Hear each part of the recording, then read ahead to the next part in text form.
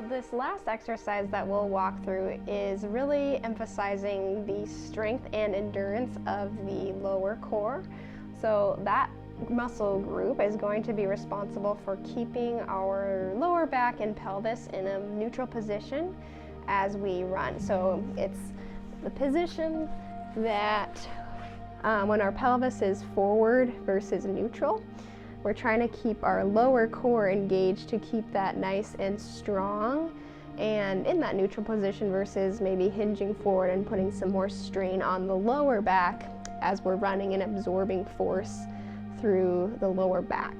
So to start this exercise, what you're going to do is go on your back with your knees bent up, feet flat on the floor.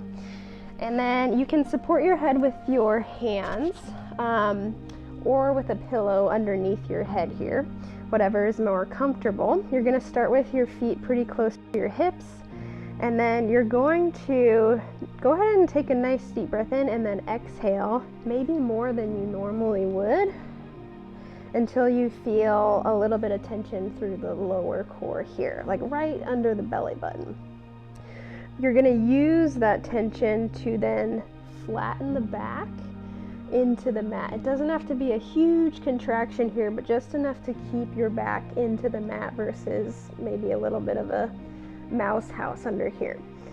And then you're going to try to keep that position of the back into the table or into the mat, and slowly bring one foot out and then the other. Your feet are going away from you, but you're just sliding them, trying to keep that pressure down through the back into the floor. And then when you reach a point where it's getting kind of hard, you might feel a little bit of space start to creep in. Even a millimeter is too much. You want to start to bring those legs back in. So no arching of that lower back is allowed here.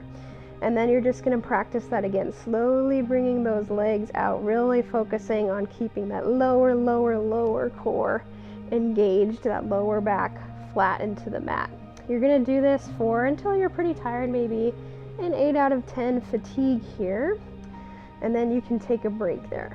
But this again is going to be a nice one for strengthening those muscles that are going to keep our lower back and pelvis in a nice neutral position as we're running, and help us get nice and strong in our forward hinge position to keep our momentum going forward and stop our hips maybe from going back behind us as we're running, and getting a little bit more force through the lumbar spine, through the knees as we're running.